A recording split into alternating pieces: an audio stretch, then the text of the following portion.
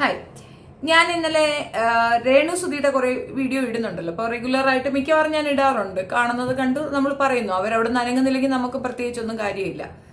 സജീനയും ശ്രീതുവും തമ്മിലുള്ള ഇഷ്യൂ ഒന്നും ഞാൻ ഇതിനകത്ത് കൊണ്ടുവരുന്നില്ല. അല്ലാതൊരു കാര്യം പറയാം. ഒരുപാട് പേരുടെ കമന്റ് ആയിരുന്നു, നിങ്ങളിത് ഇങ്ങനെ കോൺസ്റ്റന്റ്ലി എടുക്കുന്നതിന്റെ കാരണം എന്താന്ന്. ഒറ്റ കാരണമേ ഉള്ളൂ, എന്നെ ഇൻസൾട്ട് ചെയ്യുന്നു, അതുകൊണ്ട് ഞാൻ തിരിച്ചു കൊടുക്കുന്നു, അത്രേ ഉള്ളൂ. ഞാൻ ഈ വിഷയത്തിൽ അവളുടെ ഡ്രസ്സോ അവളുടെ വടയോ അവളുടെ അപ്പമോ ഇതൊന്നും എൻ്റെ കണ്ടന്റ് ആയിരുന്നില്ല. എൻ്റെ കണ്ടന്റ് എക്സ്ട്രീംലി ഡിഫറെൻ്റ് ആയിരുന്നു. ബിഷപ്പിനെ ഉപദ്രവിക്കുന്ന ഒരു രീതി അത് ഉൾക്കൊള്ളാൻ കുറച്ച് ബുദ്ധിമുട്ടുണ്ടായിരുന്നു. അല്ലാതെ ആ സൂഷ്യലുള്ള കാര്യങ്ങളെ എടുക്കുള്ളൂ. അപ്പോൾ എൻ്റെ മകനെ പോലും അതിനകത്തേക്ക് വലിച്ചിട്ടു.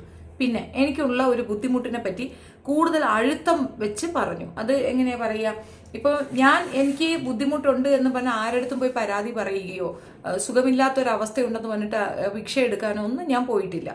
ഞാൻ പറഞ്ഞ ഒരു കാര്യം എന്ന് പറഞ്ഞാൽ, ഞാനും വിധവയായിരുന്നു. വർഷങ്ങൾക്ക് ഇപ്പുറം തനിച്ച് എൻ്റെ മകനെ ഞാൻ ഇതുവരെ കൊണ്ട് എത്തിച്ചിട്ടുണ്ടെങ്കിൽ അതിനകത്ത് നല്ല എഫർട്ട് ഉണ്ടായിരുന്നു.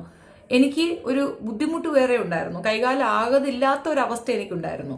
അതും ഞാൻ പറഞ്ഞിട്ടുണ്ടായിരുന്നു. പക്ഷെ രേണുവിനെ സ്നേഹിക്കുന്നു എന്ന് പറയുന്ന കുറെ ടോക്സിക് പെണ്ണുങ്ങളുണ്ട്. പച്ച അപരാധങ്ങളാണ് അവർ ഇടുന്നത്.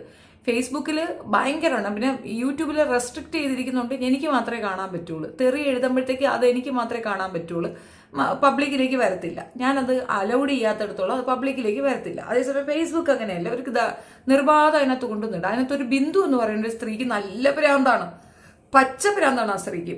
അവർ കൊണ്ടിടുന്നതും ഉണ്ട്.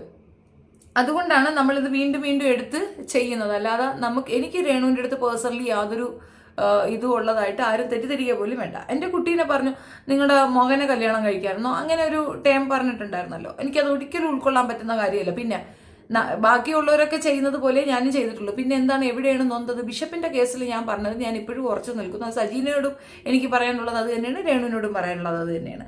അപ്പം എനിക്ക് വന്നൊരു കമന്റ് ഞാൻ ഇവിടെ ചേർത്ത് വയ്ക്കാം. ആ കമന്റ് നമുക്കൊന്ന് വായിക്കാം. കോമളൻ, ഈ സ്ത്രീ ഉണ്ടല്ലോ, നടന്ന് കമന്റ് ഇടുകയാണ്. വളരെ മോശപ്പെട്ട കമന്റുകളാണ് ഇവർ കൊണ്ടിടുന്നത്. നടന്ന് ഇടുകയാണ്. ഇന്ന സ്ഥലമൊന്നുമില്ല, അങ്ങ് നടന്ന് മോശം പറിച്ചതാണ് ഈ സ്ത്രീയുടെ പരിപാടി.